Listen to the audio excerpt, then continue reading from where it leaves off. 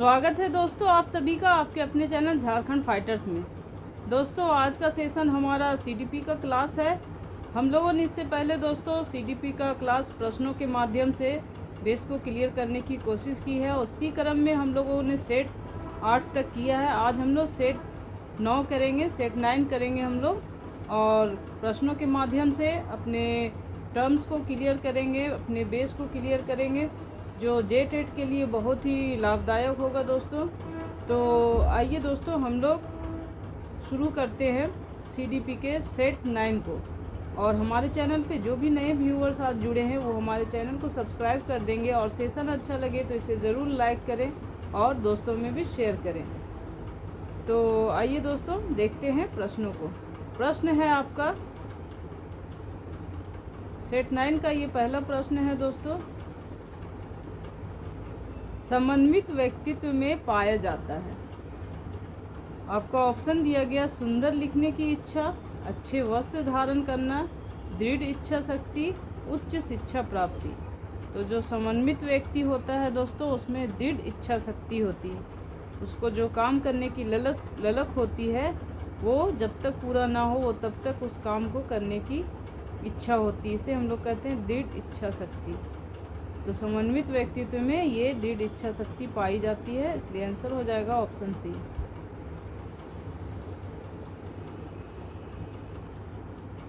Next है बालक का शारीरिक, मानसिक, सामाजिक एवं संवेगात्मक विकास किस अवस्था में पूर्णता को प्राप्त होता है।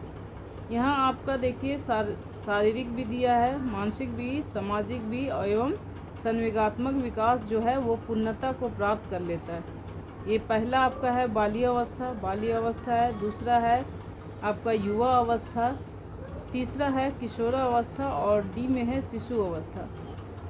तो हम लोग सभी जानते हैं दोस्तों कि बाल्य अवस्था जो है, शिशु अवस्था में सभी चीज़ों की शुरुआत होती है। संवेगात्मक, मानसिक, शारीरिक, सामाजिक बहुत कम होता है, थोड़ा बहुत होता है। बाल्य अवस्था में सामाजिकता की भावना आ जाती है, लेकिन जब ये किशोरावस्था में हम लोग पहुँचते हैं तो यहाँ पे जो शारीरिक और मानसिक और सामाजिक और संवेगात्मक विकास होते हैं वो अपनी पूर्णता को प्राप्त कर लेते हैं। आंसर हो जाएगा ऑप्शन सी। नेक्स्ट है ऐसा शायद ही कोई खेल हो जिसे 10 वर्ष के बालक ना खेलते हों, ये किसका विचार है। आपका ऑप्शन है कोल व ब्रूस का, ब्लेयर का, स्ट्रैंग का, सिम्पसन का। तो आपका आंसर हो जाएगा दोस्तों ऑप्शन सी, स्ट्रैंग का। ये विचार है स्ट्रैंग का कि 10 वर्ष का बालक हो और कोई खेल न खेलता हो, ये पॉसिबल नहीं है। ये किसका कहना है, स्ट्रैंग का। ये जो मनोवैज्ञानिक हैं उन लोगों के जो कथन होते हैं दोस्तों वो 2 से 3 कथन पूछे ही जाते हैं, तो इसको भी आप लोग ध्यान में रखिएगा, इम्पोर्टेंट है आप लोगों के लिए। अगला प्रश्न है प्रतिद्वंदात्मक समाजीकरण की अवस्था कहा जाता है। ऑप्शन है दोस्तों शैशवावस्था, बाल्यावस्था, किशोरावस्था, प्रौढ़ावस्था। तो जो बाल्यावस्था है दोस्तों ये समाजीकरण की जो भावना होती इसमें थोड़ी सी आती, थोड़ी सी कम रहती, यानी पूर्ण सामाजिकता की भावना इसमें नहीं पनप पाती। लेकिन बच्चे में ऐसा लगता है कि बहुत बड़े हो गए हैं तो बड़े जैसा बिहेव करते हैं, लेकिन वो बड़े नहीं होते हैं। तो ये जो काल होता है वो बाल्य अवस्था में प्रतिद्वंदात्मक होता है समाजीकरण के मामले में, इसलिए आंसर हो जाएगा ऑप्शन बी। अगला प्रश्न है दोस्तों कैली द्वारा बुद्धि का कौन सा सिद्धांत प्रतिपादित किया गया। आपका ऑप्शन है बहुमानसिक योग्यता का सिद्धांत, कर्मिक महत्व का सिद्धांत, सीमित सिद्धांत, उपरोक्त में से कोई नहीं। तो आंसर हो जाएगा दोस्तों ऑप्शन ए, बहुमानसिक योग्यता का सिद्धांत। नेक्स्ट है मानसिक स्वास्थ्य विज्ञान को आरंभ करने का श्रेय है, ये किनके द्वारा कहा गया, गेट्स, C.W. बियर्स। आंसर होगा दोस्तों option B, C.W. Bears. Next है अच्छे चरित्र की विशेषता होती है। ऑप्शन है स्थिरता, अपरिपक्वता, भीरुता, अस्थिरता। तो ये तो ऑप्शन से ही पता चल रहा है दोस्तों कि अच्छे चरित्र की विशेषता होगी कि वो स्थिर रहे, एक समान रहे, हर पल अपना मन नहीं बदले, अलग अलग वर्क ना करे। तो स्थिरता होनी चाहिए अच्छे चरित्र की। नेक्स्ट है दोस्तों अध्यापक के लिए सबसे विकट समस्याएं हैं? ऑप्शन है माध्यमिक स्तर पर, प्राथमिक स्तर पर, तकनीकी शिक्षा पर, उच्च विश्वविद्यालय स्तर पर। तो आपका आंसर हो जाएगा दोस्तों ऑप्शन सी, तकनीकी शिक्षा स्तर पर।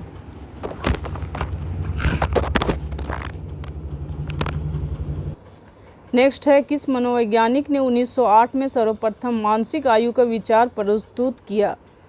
तो ऑप्शन है बीने, वुडवर्थ, एडवर्ड, ई एपिल। तो आपका आंसर होगा दोस्तों ऑप्शन ए, बीने। नेक्स्ट है, रूसो के अनुसार बाल्य अवस्था में बालकों को ऐसी शिक्षा प्रदान की जानी चाहिए जिनके द्वारा बालकों में हो। ऑप्शन है ऐन्द्रिक प्रशिक्षण, बौद्धिक प्रशिक्षण, चरित्र निर्माण, पारंपरिक ज्ञान।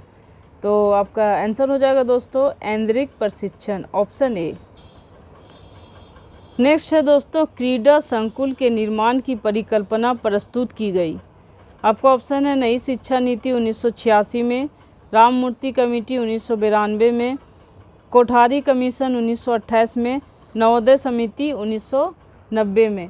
तो आपका आंसर हो जाएगा दोस्तों ऑप्शन ए, नई शिक्षा नीति 1986 में।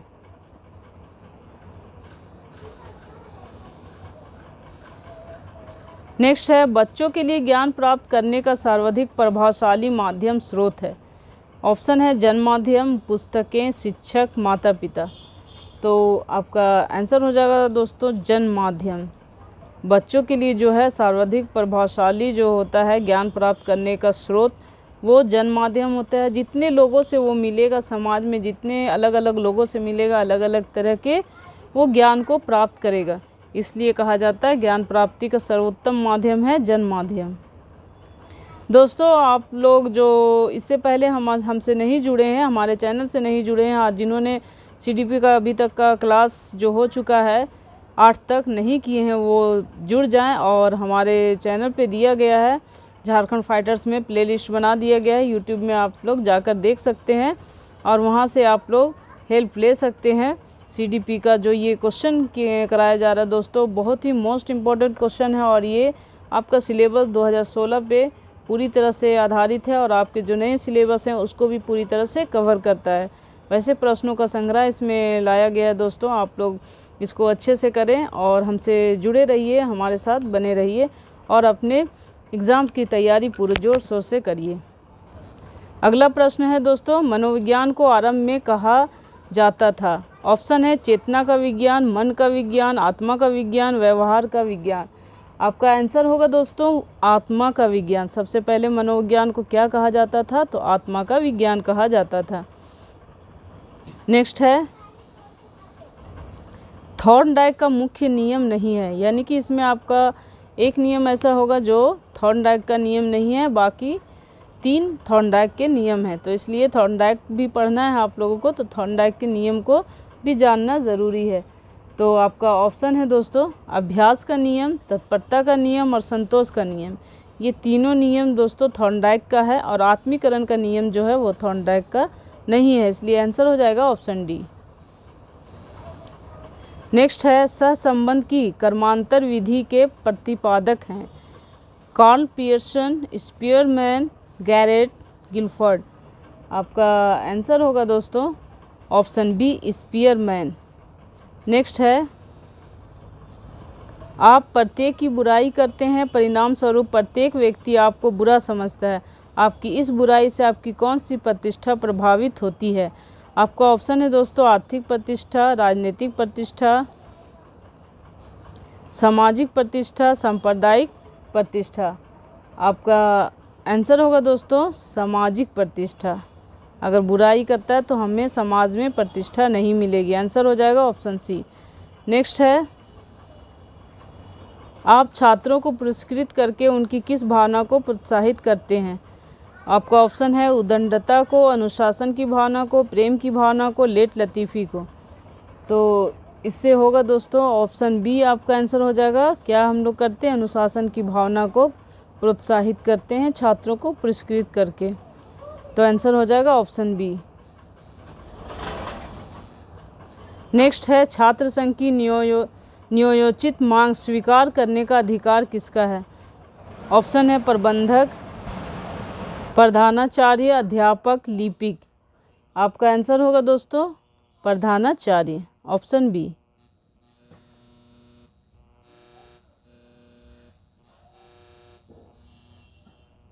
नेक्स्ट है, उस शिक्षा आयोग का मुख्य कार्य क्या था जिसकी स्थापना सन 1964 से 66 में नियुक्त किया गया था।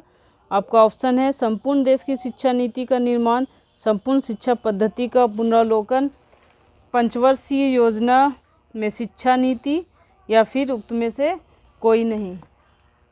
आपका आंसर होगा दोस्तों संपूर्ण शिक्षा पद्धति का पुनरावलोकन, ऑप्शन बी।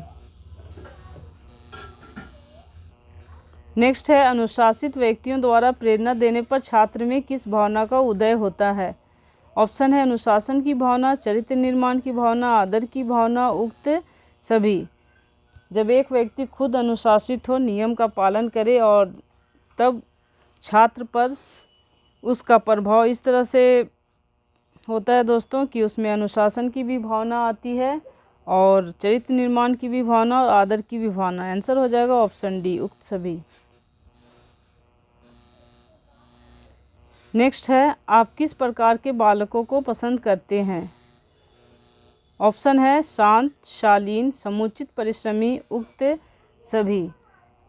तो बालक जो है वो शांत भी थोड़ा बहुत होना चाहिए, नहीं तो बहुत शोरगुल करेंगे, पढ़ाई में मन नहीं लगाएंगे। शालीन भी होना चाहिए और समुचित परिश्रमी होना चाहिए। परिश्रमी होंगे तभी अपने वर्क को पूरा करेंगे, तो इसलिए आंसर हो जाएगा आपका ऑप्शन डी, उक्त सभी।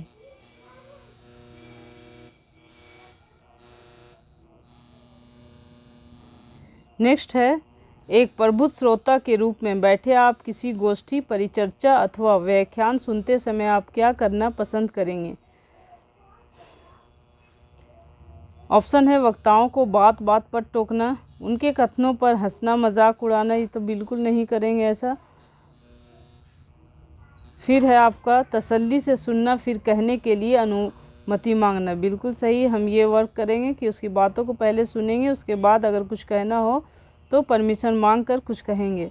डी में है वहाँ से उठकर चले जाना, ये भी नहीं है एक अच्छे श्रोता के लिए। तो यहाँ पे आपका आंसर हो गया दोस्तों ऑप्शन सी। नेक्स्ट है, माता पिता बच्चों से घर के काम कराकर उनमें कौन सी भावना विकसित करते हैं। पहला है आत्मनिर्भरता, सामाजिक, धार्मिक, आर्थिक। तो माता पिता अगर बच्चों को घर में काम खुद से नहीं कराएंगे तो वो बच्चे आत्मनिर्भर नहीं बनेंगे, दूसरे पर वो सभी काम के लिए आश्रित हो जाएंगे। तो बच्चों में आत्मनिर्भरता लाने के लिए ज़रूरी है कि माता पिता बच्चों से घर में थोड़ी बहुत काम करवाएं। तो इसका आंसर हो जाएगा दोस्तों ऑप्शन ए। नेक्स्ट है, छात्रों में खेल की भावना को विकसित करने का प्रमुख उपाय क्या है। ऑप्शन है खेल का महत्व बताना, विभिन्न खिलाड़ियों के उदाहरण देना, खेल सामग्री देकर अभ्यास कराना, उक्त में से कोई नहीं। आंसर होगा दोस्तों ऑप्शन सी, खेल सामग्री देकर अभ्यास कराना। नेक्स्ट है, कक्षा में अनुपस्थित छात्रों के विषय में आप सर्वप्रथम क्या कार्यवाही करेंगे। ऑप्शन है प्राचार्य से शिकायत करेंगे, अभिभावकों को अवगत कराएंगी, छात्रों से कारण पूछेंगे, डी में है उक्त सभी। तो अनुपस्थित छात्रों के जब विषय शिक्षक के सामने आए तो सबसे पहली कार्रवाई होगी दोस्तों कि छात्रों से कारण पूछेंगे कि वो कक्षा में कल क्यों नहीं उपस्थित हुए, या जो भी डेट हो उसके बारे में पूछेंगे, बच्चों से पूछेंगे, तब उसके बाद कोई कार्य करेंगे, कोई कार्रवाई करेंगे। आंसर हो जाएगा ऑप्शन सी। नेक्स्ट है, प्रधान अध्यापक छात्रों के साथ न्याय संगत व्यवहार करके विद्यालय में क्या स्थापित करता है। पहला है अनुशासन, अव्यवस्था, सी में है दोनों। आंसर होगा दोस्तों ऑप्शन ए, अनुशासन। नेक्स्ट है, आजकल देश में निम्नलिखित में से कौन सी शिक्षा पद्धति प्रचलित है। देखिए दोस्तों, यहाँ पे जो ऑप्शन दिया गया है ये पुराना डाटा है, तो अभी आपको आपका 2020 के अनुसार, शिक्षा नीति के अनुसार जो शिक्षा पद्धति है वो है आपका 5+3+। देखिए दोस्तों, यहाँ पे आपका आंसर हो जाएगा 5 प्लस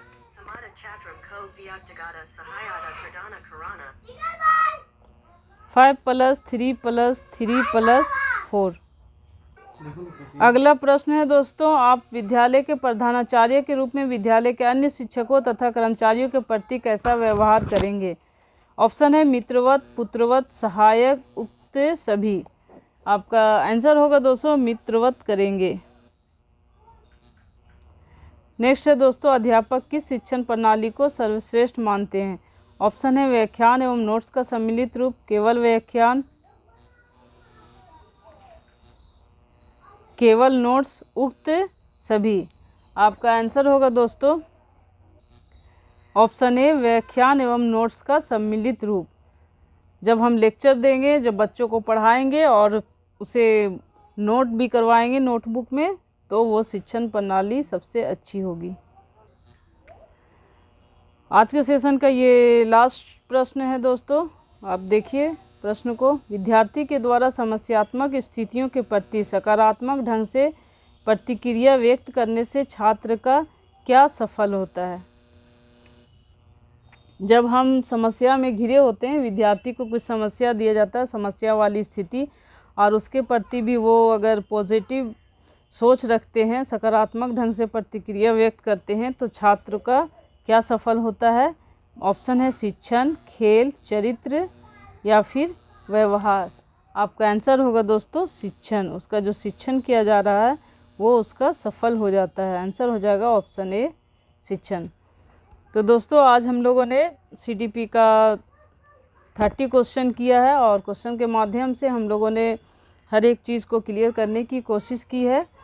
और हमारे चैनल पे जो भी आज नए व्यूअर्स हैं वो हमारे चैनल को सब्सक्राइब कर देंगे, और सेशन अच्छा लगा हो तो इसे लाइक ज़रूर करें और ज़्यादा से ज़्यादा दोस्तों में भी शेयर करें। इससे पहले के जो वीडियो हम नहीं देखे हैं, जो नहीं जुड़ पाए थे, वो जाकर प्लेलिस्ट में देख सकते हैं। CDP से संबंधित 9 इससे पहले हम लोगों ने 8 तक CDP का क्लास किया था, वो सारे वीडियो डाल दिए गए प्लेलिस्ट में बना के, आप लोग वहाँ जाकर देख सकते हैं। और जुड़े रहिए हमारे साथ। और JTET का सभी पेपर का क्लास चल रहा है हमारे चैनल पे, सर भी पढ़ा रहे हैं, खोटा का भी क्लास चल रहा है, तो आप लोग इससे जुड़िए और अपने तैयारी को मुकम्मल कीजिए। हम लोग फिर मिलेंगे अगले सेशन में, तब तक के लिए धन्यवाद।